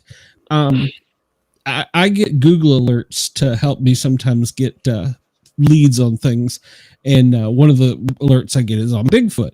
If a news article comes out about Bigfoot, I'm going to get it in my inbox. And 99.9 times out of 10, it's something funny, or now there's a Bigfoot radio station that I'm going to figure out how to filter that out. I saw one the other day. This gentleman was a lawyer. Sorry, Jeff. And he was complaining to his homeowners association in the local public paper because the people across the street had a lawn ornament that was against their code. It was a religious lawn ornament, but they were allowing it. And so his argument was, well, I'm going to put a giant concrete Bigfoot up there and you can't stop me. It's like, you're right. I agree with you, Jeff. The people with the flat earth, they just totally blow me away. I don't understand how many centuries would we have had to hidden this. It does not. What would be the point? Why would we? I'm open to believing anything if there's a reason for, like, why would the government want to tell us the world was not flat? Why would they want to keep that a secret? Well, why would the Mayan government and the Aztec government and the Persian government, like, why would the Babylonian governments want to have said that? I mean, I could think of all sorts of reasons why our government might now, but and they're probably just as fallacious. But like, what was in it for the Mayans? Yeah, I agree. I just don't understand it. I mean, Jason, what's the wildest one you've heard? Conspiracy theory? Yeah, we'll go with that. Yeah. I don't know. Like, let's see. My favorite, it's not really wild, but my favorite conspiracy theory that I'm like really interested in is, did we really go to the moon? Oh yeah, that's a good one. Yeah, I mean, obviously there's reason why we would fake that, because the Russians got to space first, and we had to show, no, we're in the lead here, and did we really go? I mean, maybe we did, maybe we didn't, but there are people that will fight you over it. Yeah, very angrily. I can't remember the guest's name, but it's been a year ago. I could almost say to the date. He was one of my first guests. He wrote a book. He was the one that got punched by. Now I'm having. Oh yeah. Armstrong. Yeah, he was the reporter from CBS that got in the guy's face and said, here, swear in the Bible, you went and punched him in the face. That was one of my first guests. He made some of the most compelling arguments that I left the show going, I don't think we went to the moon. Yeah.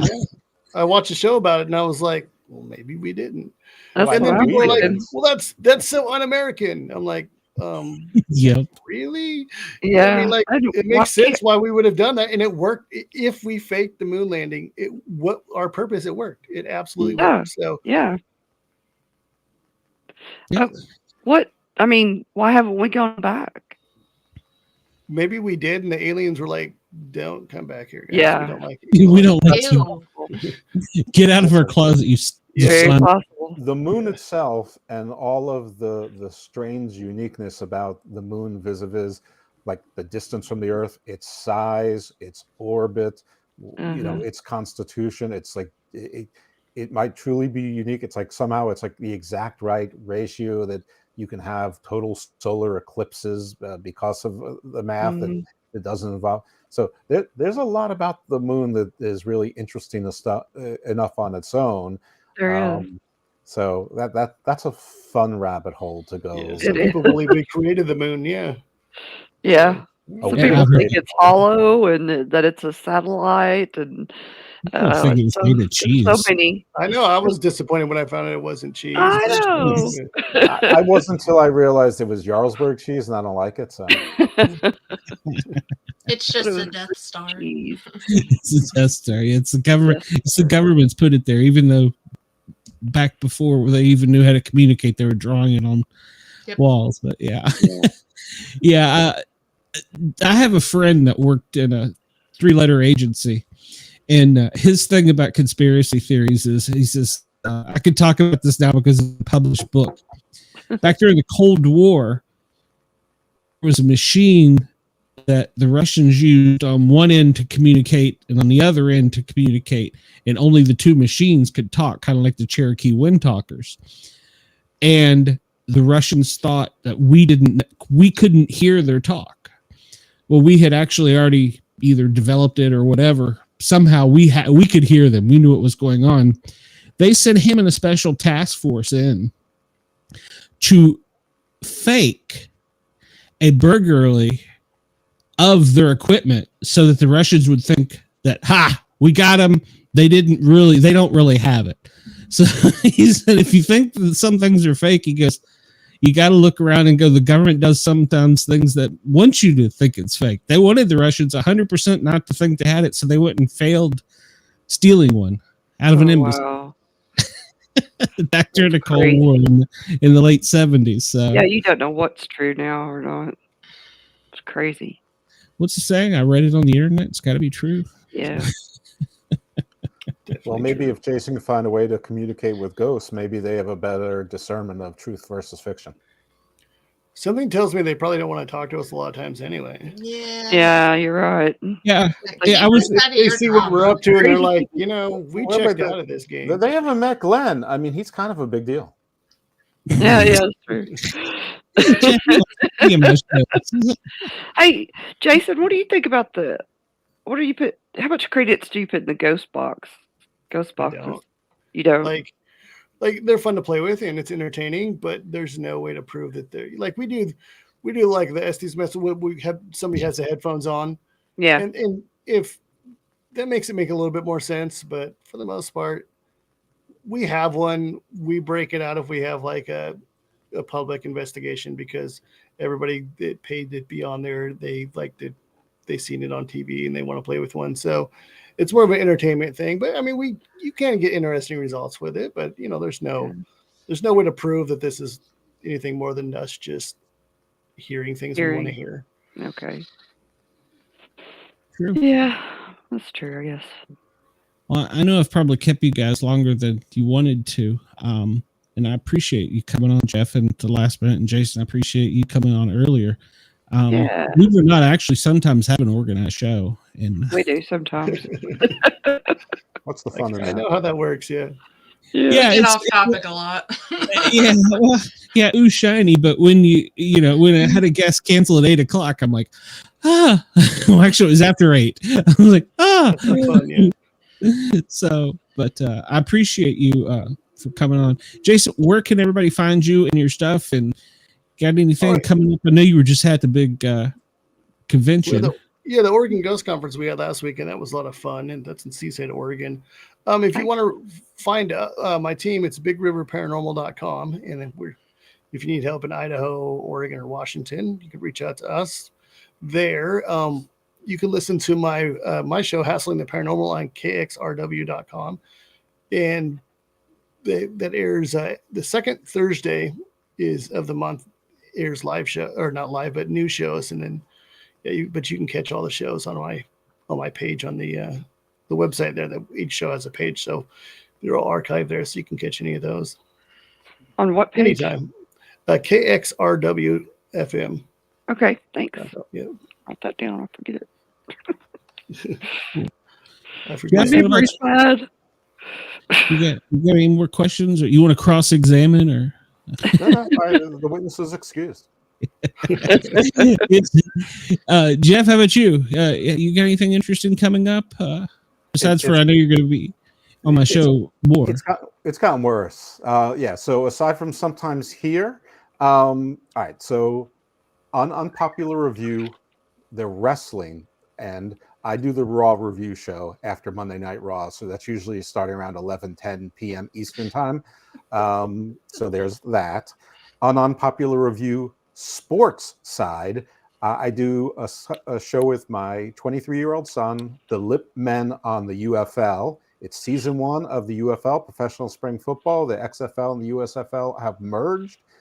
neither one of us followed the USFL or the XFL with any detail whatsoever. So we're learning with you. So we did 3 shows during the preseason and learning up on it and reviewing the teams and the coaches and some of the rules. And the funny thing is that there's not a complete clarity as to which rules apply.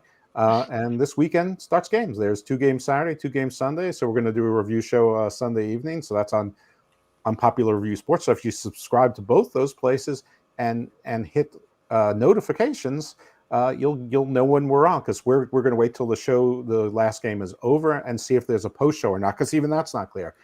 But folks, there's more.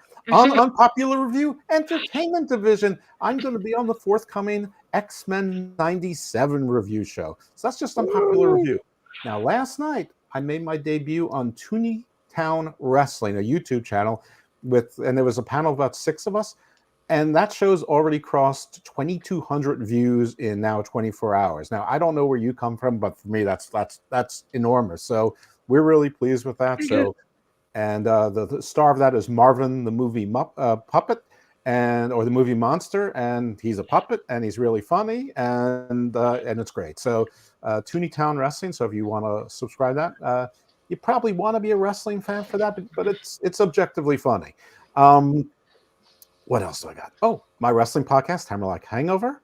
My non-wrestling podcast, Garden of Doom and Garden Views, which is where I met Glenn, and that's Garden of Doom is mythology, comparative religion, history, things that go bump in the night, paranormal, ufology, just something for everybody. If you want Shintoism, I got it. If you want tarot, I got you.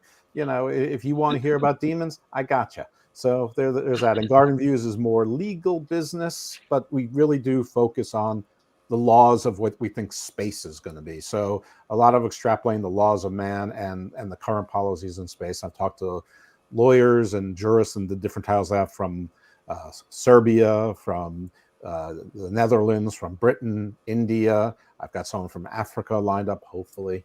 Really doing a bunch of stuff with that. I'm sure that I left something out, but you know what? If you follow me on any of those things, I'm sure I'll promote them on Sundays. But that sounds like an awful lot. And by the way, I'd make not $1 off any of this stuff. So, I'm with you there. Next, we'll be sending you to see what's going on with PD. I guess that's Jeff. Jason, have you figured out a way to get rich on this? Because I sure haven't. So. No, but I'm not in things. I gave up the pursuit of money about a decade ago, and I've never been happier. If I figure it out, it's going to be my secret. That's all I'm saying. Yeah. We'll let the ghost tell you the lottery number for next week. I'm going to let you out of the studio. I appreciate it. Thank you very much. Jeff, me and you're going to do some paranormal attorney stuff. Jason, anytime you want to drop in, I know I've got like 4 followers, so it probably wouldn't do you any good with your thousands of followers, but anytime, we'd love to have you anytime. I've got take them all. 1 or 2 more than that. So. Oh, yeah, on X. At Icarus Fell MD. Thanks for having me on. Yeah, anytime, Jason. I appreciate it. You have a wonderful night. Thank you again for coming on early. So I will talk to you soon. I'll send you a message and we'll get all the links from you. So we'll talk soon. Good. Thanks. Jeff, you're amazing as always. Thank you. And Dana and I have been racking our brains, and now that I've got the lovely Shay up there to help us out. So I keep telling them I'm Charlie, they're my angels. So we've got some paranormal attorney stuff coming. So yeah, we're gonna have you back real soon. In fact, I just do what? I call Metatron. Okay. Well, it's interesting. I just sent them a message the other night. I was like, I gotta get Jeff back in here. Literally last 2 days ago, wasn't it? It wasn't. Your messages are often cryptic. You're like, I'm expanding to 23 cities, and I don't know what to do about it. And I've been meaning to get you on, but I can't coordinate with, my matzo ball soup. I don't know. Yeah, they're weird. I sat down 1 week, and I devoted pretty much from the time I got up until the time I went to bed behind this computer, editing and organizing and getting things just right. And then when I was done, I sat there and I looked and I was like, what the hell did I just do? How did I do that? But I'm getting a method to the madness. Yeah, we're growing. In fact, my agent messaged me today. She's like, "Hey, I want to talk to you about some new FM stations." And I'm like, Maybe no. agents. I don't know. So Isn't the agent supposed to help make you money? Isn't that like the main role of an agent? She's cost me more money than made me money. So. But don't they work on commission? Like like it's like 10% of what you do. Probably 10% of what I give her. No, I'm not complaining. Nicole's done great. Yes. The market has changed. Used to, they would find hidden talent, but now you got to put yourself out there to be found. The Howard Sterns and the Rush Limbaughs were a thing of the past. So yeah, I understand. I don't know. Everyone you meet is a content creator on some platform, so it's no longer contingency. You got to pay someone to publicize you. Yeah, and she's got us out there. She's doing good. I haven't seen a lot of turnaround from it yet, but I've had a lot of good feedback from it. So good. Well, there's a lot of rules, though. Oh my God, there's a lot of rules. Yeah, I had to be here at the the beginning of your adventure, or sort of in the beginnings of your adventures. Mm-hmm. Yeah. Well, I've asked you for legal advice along the way too. Jeff, yeah, but that's like sign this contract. It's only sort of legal advice because you're in a different state and stuff like that. It's more like legal insinuation. Yeah. You're like, I'm your friend. I wouldn't let you do that, basically. Yeah. So. That's right. I'm licensed in Maryland and DC only, and I also do federal trade, intellectual property, trademark, copyright. That kind of thing. And you live right up there by the big bridge incident. I mean, relative to you all, I do, but I mean, I'm like the polar opposite side of the Baltimore Beltway. I mean, obviously the entire city is impacted, and it's a crazy freak thing, and there's death and tragedy, and there's going to be logistical ramifications for a while, but me and mine were not directly impacted for whatever that's worth, but I'm on the northwest side. That's obviously the southeast side. It's on the waterway where ports are, so that's sort of obvious for the East Coast. And I work from home. My wife works in the area as well, and my stepson, doesn't work. So, hey, you can adopt me. No. Yeah, you can. You have a job for him. We'll ship. I will ship. Yeah, hey. Maybe I can get you on to talk about some of the conspiracy theories about the bridge, because I have been overwhelmed in the past however many hours it's been. I mean, I'm happy to hear it, but I think that you might have other guests that will be more enthusiastic about that sort of thing than myself. I don't know. Well, hey, you could call in on a squeaky phone line, and we could have an Agent X show with you too. So yeah, that's true. Yeah, I'll wear one of my luchador masks so it disguises my voice. Got a lady that asked me if she could wear a mask. Swear to God, I'm not making this up. What? You're a mask? Yes, absolutely, you can. Yeah, I was like, well, I won't. You want? Not in public. So, all right, Jeff, I'm gonna let you get out of here too. Thank your wife for letting you be here with us. And I'm going to tune into the USFXF, whatever it is, because I'm Lippman on the UFL, and that's on Unpopular Review Sports, which is on YouTube. But you can also, if you subscribe to Garden of Doom, you will get Garden of Doom, Garden Views, and you will get the Lippman on the USFL in your audio feed as well, because I've not found it or looked for an independent feed for it just yet. Okay. All right, cool. I'm going to check you out because I'm curious about that. I've met The Rock. Wasn't impressed. So, all right, Jeff, thank you very much. Okay. Yeah. We can talk about that too. So thank you very much. You have a wonderful evening, and we will talk soon. I'm so appreciative of you coming on. Thank you. You're a good man. Thank you. I don't care what the prosecuting says. Thanks, Joe. Ladies, we pulled it off. It was a show tonight. And we had two great guests. Yeah. I'm kind of proud of us. So yeah. Dina stayed awake the whole time. I was sending Shay threatening messages, so she's probably not read. Yes, I have read them.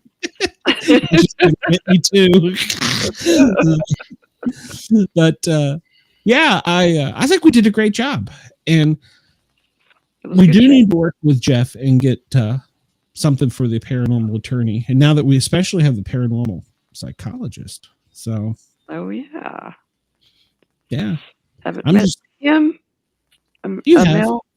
I have? Yeah. He's been on my show. Okay. So, yeah.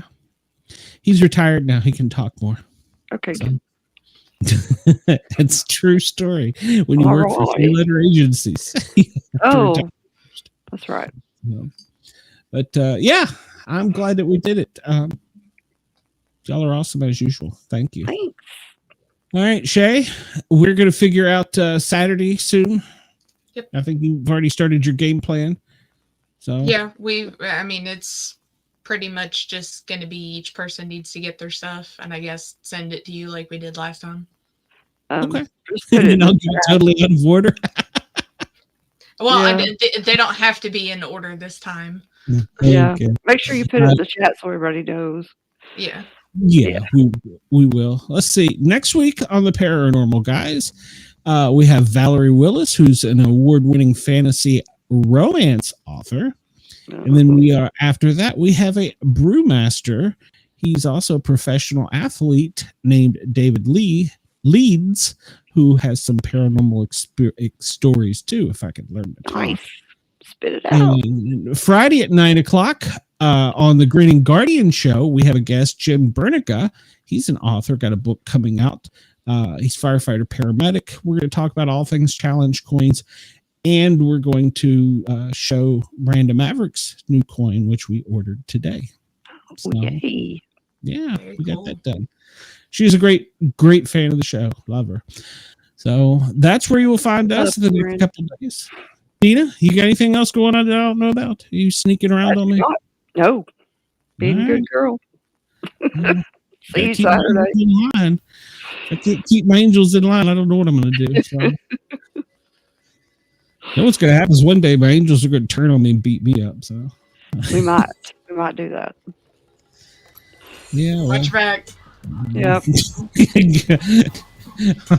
I'll have you sending ghosts after me or something. So I know some the people. voodoo doll. I don't need a voodoo doll. I got enough trouble. Ladies and gentlemen, thank you. We appreciate everything. Thank you to Yerg's Radio. I never even threw the phone number out there tonight. I was saying, Oh, well. oh, Ross, I apologize. YergsRadio.com is where you can find most of our shows. He's our greatest supporter. This show's just been one that, well, it's what we needed just to cut loose and relax. Yeah, it was fun. Everybody have a great day, great night. We'll talk. Oh, check me out tomorrow on Thin Line Rock Station, noon to 2. Yeah. Catch you soon.